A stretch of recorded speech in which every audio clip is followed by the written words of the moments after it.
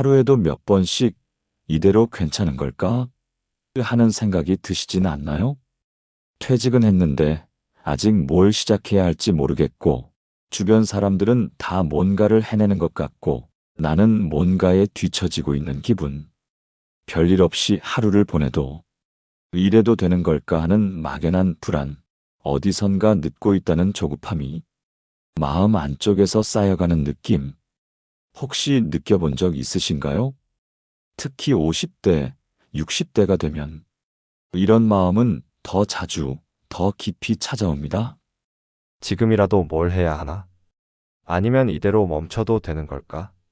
이럴 때 우리는 조용히 있다가도 갑자기 움직이고, 결정을 서두르고, 사람을 만나도 불안을 기준으로 선택하게 됩니다. 그런데 말입니다. 이런 불안한 순간일수록 우리는 가장 중요한 걸 놓치고 있을 수 있습니다. 오늘은 배우 안성기님의 한마디를 중심으로 마음이 흔들릴 때 왜 천천히 걸어야 하는지를 함께 이야기해 보려 합니다. 말로 하는 것보다 내가 잘 살아가면 될 것 같다. 말로 하면 그만큼 의미가 날아가 버리는 것 같더라고요. 배우 안성기 2017년 시사저널 인터뷰 중에서 이 말은 2017년 시사저널과의 인터뷰에서 후배 영화인들에게 해주고 싶은 말이 있냐는 질문에 안성기 배우님이 웃으며 덧붙인 이야기였습니다. 말보다 삶으로 보여주는 것이 더 중요하다는 철학이 담겨 있었죠. 이 말 속에는 수십 년 동안 한자리를 지켜온 사람만이 할 수 있는 단단함과 품격, 그리고 삶의 태도에 대한 깊은 통찰이 담겨 있습니다. 우리는 흔히 불안하면 말이 많아지고 계획을 더 세우고 무언가라도 해야 마음이 진정될 것 같다고 생각합니다. 하지만 그럴수록 잠시 멈춰야 하고 걸음을 늦춰야 하며 내가 가고 있는 방향을 다시 바라볼 수 있는 용기가 필요한지도 모릅니다. 안성기 배우가 말한 말보다 내가 잘 살아가는 것이 중요하다는 그 말처럼 불안한 시기일수록 우리 삶은 말보다 속도로 흔들리곤 합니다. 오늘 들려드릴 첫 번째 이야기는요, 조급한 불안감 때문에 너무 빨리 달려갔던 한 중년 남성의 이야기입니다. 그는 멈춰 있는 게 두려워 무언가라도 시작했지만 결국 더 큰 후회와 상처를 마주하게 됩니다. 사례 1. 불안해서 빨리 시작했는데 오히려 더 무너졌습니다. 서울에 사는 58세 김영호 씨는 2년 전 30년 넘게 다닌 대기업에서 명예퇴직을 선택했습니다. 주변에선 그래도 나이에 비해 많이 받았잖아, 이제 좀 여유도 가져야지 라며 축하를 해줬지만 정작 김 씨의 마음은 한없이 복잡했다고 합니다. 퇴직 후 딱 하루 이틀은 좀 편했어요. 근데요, 그 다음부터는 매일 아침 눈 뜨는 게 무서웠어요. 오늘 하루도 계획 없는 사람처럼 보일까봐. 그는 곧바로 유튜브에서 중년 창업, 50대 재취업을 검색하고 프랜차이즈 설명회를 다니기 시작했습니다. 누구보다 빠르게 뭔가를 해야 할 것 같았고, 가만히 있는 것 자체가 패배자처럼 느껴졌기 때문이었습니다. 한 달도 안 돼서 지인의 권유로 외곽 지역에 작은 커피숍을 차렸습니다. 처음엔 새로운 시작이라는 설렘도 잠깐, 장비도 낯설고 손님은 뜸하고 매일 줄어드는 통장 잔고에 밤잠을 설친 날도 많았다고 합니다. 무엇보다 그를 가장 괴롭힌 건 가족들의 말이었습니다. 이럴 줄 알았으면 그냥 좀 쉬지. 왜 그렇게 서둘렀어? 그 말에 김 씨는 말문이 막혔습니다. 사실 자신도 알고 있었기 때문입니다. 그건 진짜 원해서 시작한 게 아니었다는 걸. 그때는 그냥 내가 아무것도 안 하면 나 자신이 너무 불안했어요. 뭔가를 해야만 쓸모 있는 사람 같고 그래야만 사는 것 같았거든요.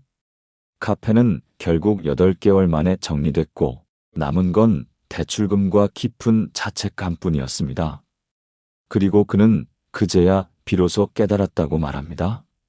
그때 내가 정말 필요한 건 무언가를 하는 것이 아니라 잠깐 멈춰보는 용기였더라고요. 김영호 씨의 이야기처럼 우리 모두는 불안할 때 무언가라도 해야 안심이 됩니다. 가만히 있는 자신을 견디기 어려워 계획을 세우고 준비도 부족한 상태에서 결정을 내리고 실행에 옮기게 되죠. 그런데 그 속도는 자기 확신이 아니라 두려움에서 시작된 속도입니다. 남들보다 늦을까봐, 이대로 멈춰 있으면 끝일까봐, 나만 아무것도 안 하고 있는 것 같아서 이런 생각들이 우리를 더 바쁘게, 더 급하게 움직이게 만듭니다. 하지만 안타깝게도 그런 불안 기반의 선택은 대부분 후회를 남깁니다. 방향이 보이지 않는 상태에서 빠르게 걷는다는 건 결국 엉뚱한 길에 닿게 마련이니까요. 안성기 배우는 그런 상황에서 이렇게 말합니다. 불안할수록 오히려 더 천천히 걸으려고 합니다. 이 말은 마음을 단단히 다잡은 사람만이 할 수 있는 태도입니다. 불안할수록 더 많은 사람을 만나고 불안할수록 결정을 빨리 내리려는 게 일반적인 심리입니다. 하지만 그는 그럴수록 한 번 더 멈추고 한 걸음 늦추는 선택을 합니다. 그것이 삶의 리듬이고 그 속도야말로 오래가는 사람, 흔들리지 않는 사람의 리듬입니다. 김영호 씨가 진짜 필요했던 건 창업 아이템이 아니라 자기 감정을 잠깐 비워낼 수 있는 쉼이었을지도 모릅니다. 빠르게 사는 것보다 제자리에 잠시 서 있는 용기. 그게 어쩌면 중년 이후 가장 먼저 익혀야 할 지혜인지도 모르겠습니다. 조급한 불안을 해소하려 했지만 그 속도감이 오히려 삶의 중심을 무너뜨렸습니다. 그렇다면 반대로 불안함을 느끼면서도 일부러 천천히 걸었던 사람은 어땠을까요? 속도 대신 방향을 선택한 한 여성의 이야기를 소개해 드릴게요. 사례 2. 늦었지만 나는 덜 흔들렸습니다. 부산에 사는 61세 박미정 씨는 30년 가까이 간호사로 일하다 작년 봄 스스로 퇴직을 선택했습니다. 그녀에게도 두려움은 있었습니다. 병원이라는 바쁜 환경 속에서 늘 환자와 시간에 쫓기며 살다 문득 멈췄을 때 세상이 멈춘 것처럼 느껴졌다고 합니다. 아무도 나에게 뭘 요구하지 않으니까. 나 자신도 의미 없게 느껴지더라고요. 친구 중 몇몇은 퇴직하자마자 여행을 다니거나 문화센터에 등록하고 어떤 이는 곧바로 치킨집을 열기도 했습니다. 하루하루 사진과 소식을 공유하며 무언가 하고 있다는 증명을 보여주는 듯 했죠. 박미정 씨도 처음엔 마음이 조급해졌습니다. 나만 가만히 있어도 되는 걸까? 뒤처지고 있는 건 아닐까? 그런데 그녀는 단 하루도 무언가를 억지로 시작하지 않았습니다. 그저 매일 아침 차를 한 잔 마시며 자신에게 물었다고 합니다. 지금 정말 내가 하고 싶은 게 뭘까? 그렇게 몇 달이 지나고 그녀는 작게 글을 쓰기 시작했습니다. 퇴직 전 현장에서 겪었던 환자들의 이야기, 간호사로서의 기억들, 삶의 한 장면들을 기록하면서 그녀는 처음으로 자신만의 목소리를 만나게 되었습니다. 글을 쓴다는 건 누군가에게 보여주기 위한 게 아니라 자신과 대화하는 시간이었죠. 그녀는 지금 지역 복지관의 시니어 글쓰기 강사로 활동 중입니다. 속도는 누구보다 늦었지만 자신의 감정과 리듬을 존중한 덕분에 지금도 흔들림 없이 자리를 지키고 있다고 말합니다. 그땐 모두가 빨리 움직였지만 난 처음으로 나를 기다려줬어요. 그리고 그 기다림이 결국 나를 흔들리지 않게 만들더라고요. 박미정 씨는 조급하지 않았습니다. 사람들이 뭐라도 하라며 조언할 때 그녀는 잠시 멈춰 자신이 진짜 원하는 삶의 속도를 먼저 찾았습니다. 그녀가 선택한 건 무언가 하는 것이 아니라 스스로에게 시간을 주는 것이었습니다. 요즘 우리는 무언가를 하지 않으면 무가치한 사람처럼 느끼게 됩니다. SNS를 보면 누군가는 자격증을 따고 누군가는 창업을 하고 누군가는 책을 냈다고 합니다. 그럴 때마다 나만 멈춰 있는 것 같은 조급함이 조용히 마음에 파고들죠. 하지만 진짜 중요한 건 속도가 아니라 방향입니다. 박미정 씨는 남들보다 늦게 움직였지만 자신의 삶을 스스로 정리하고 이해한 다음에야 비로소 흔들림 없는 삶을 시작할 수 있었습니다. 지금 내가 뭘 하고 있느냐보다 왜 그걸 하느냐가 더 중요하다. 그녀는 글을 쓰기 전 자신에게 그렇게 말했답니다. 그런 점에서 배우 안성기님의 말은 다시금 묵직하게 다가옵니다. 불안할수록 오히려 더 천천히 걸으려고 합니다. 그는 조용한 이미지로 유명하지만 그 속엔 깊고 단단한 기준이 자리하고 있습니다. 화려하지 않더라도 조급하지 않고 기회가 와도 급히 잡지 않으며 때로는 물러서고 기다릴 줄 아는 사람. 그것이 바로 오래도록 기억되는 사람들의 특징이자 삶의 리듬을 지키는 사람의 자세입니다. 오늘 들려드린 두 사람의 이야기는 전혀 다른 결말로 이어졌습니다. 한 사람은 조급함에 밀려 무언가라도 해야 한다는 마음으로 움직였고 또 다른 한 사람은 불안을 인정하고 감정을 가만히 들여다본 후에 자신만의 속도로 삶을 시작했습니다. 두 사람의 차이는 결국 불안함을 다루는 방식에 있었습니다. 불안은 원래 속도를 부릅니다. 가만히 있으면 안 된다. 지금 시작하지 않으면 늦는다. 이런 생각들이 우리를 몰아붙이죠. 그래서 많은 사람이 불안을 없애기 위해 더 바쁘게 움직이고 결정을 서두르고 자기 안의 목소리를 무시한 채 무언가라도 하는 사람이 되려고 합니다. 하지만 그 결과는 어떨까요? 불안한 상태에서 내린 결정은 자신을 위한 것이 아니라 남들과 비교하고 세상에 증명하기 위한 선택이 되는 경우가 많습니다. 그래서 시간이 지나면 왜 그때 그렇게 했을까 하는 후회가 더 많이 남습니다. 반대로 불안한 마음을 있는 그대로 인정하고 조금 느리더라도 감정을 다스리고 자신에게 질문할 시간을 가지는 사람은 결국 덜 흔들리고 더 멀리 갑니다. 이 흐름에서 안성기 배우의 말은 깊이 와닿습니다. 불안할수록 오히려 더 천천히 걸으려고 합니다. 이 말은 단순한 느긋함의 철학이 아닙니다. 삶의 중심을 지키는 기술, 그리고 흔들림 속에서 나를 잃지 않는 법입니다.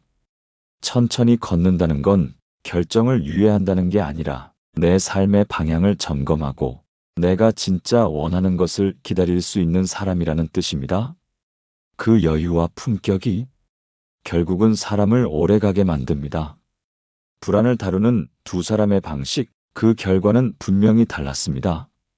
결국 삶은 무엇을 하느냐보다 어떤 속도로 살아가느냐가 더 중요할지도 모릅니다.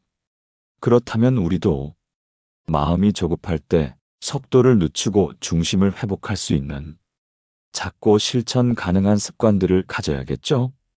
지금부터 소개할 두 가지 방법은 누구나 일상에서 실천할 수 있지만 그 효과는 생각보다 깊고 오래 남는 제안입니다. 실천 제안 1. 제한 감정이 급해질 때 반나절 멈춤하기. 우리는 대개 감정이 앞설 때 결정을 내립니다. 화가 났을 때 전화를 걸고 두려울 때 무언가를 신청하며 불안할 때 일을 시작하죠. 하지만 그 순간만 지나면 그땐 왜 그렇게 성급했을까 하는 후회를 하게 됩니다. 그럴 때 필요한 건 딱 반나절 시간을 유예하는 것입니다. 급한 전화, 당장 사야 할 물건, 즉흥적인 제안, 모든 것을 단 하루가 아닌 반나절만 미뤄보세요. 잠깐 멈추는 그 짧은 시간에 감정은 정리되고 생각은 맑아지고 결정은 더 분명해집니다. 이건 단순한 미루기가 아니라 자신의 리듬을 지키는 방식입니다. 실천 제한 하루에 단 10분. 아무것도 하지 않는 시간 만들기. 우리는 뭔가를 하지 않으면 뒤처지는 것 같고 쓸모 없어지는 기분에 휩싸이곤 합니다. 하지만 진짜 지혜로운 사람은 하지 않음의 가치를 아는 사람입니다. 매일 딱 10분. 그 어떤 것도 하지 말고 스마트폰도 치우고 조용히 숨을 고르는 시간. 산책을 해도 좋고 차를 마셔도 좋습니다. 그 시간을 통해 당신은 당신 안에 쌓여있는 가짜 조급함을 분리해낼 수 있습니다. 그게 바로 불안을 조절하는 가장 우아한 방법입니다. 마무리 요약. 흔들릴수록 삶의 속도를 줄이세요. 오늘 이야기 다시 돌아보면 두 사람이 마주한 건 같은 감정이었습니다. 불안. 그리고 그 불안이 만든 조급함이었습니다. 김영호 씨는 무언가라도 해야 한다는 생각에 서둘러 창업을 시작했지만 자신의 감정과 방향을 정리하지 못한 채 더 큰 후회를 남겼습니다. 반면 박미정 씨는 조용히 자신의 감정을 들여다보고 아무것도 하지 않는 시간을 통해 삶의 리듬을 천천히 회복했습니다. 두 사람의 가장 큰 차이는 속도가 아니라 그 속도를 다루는 태도였습니다.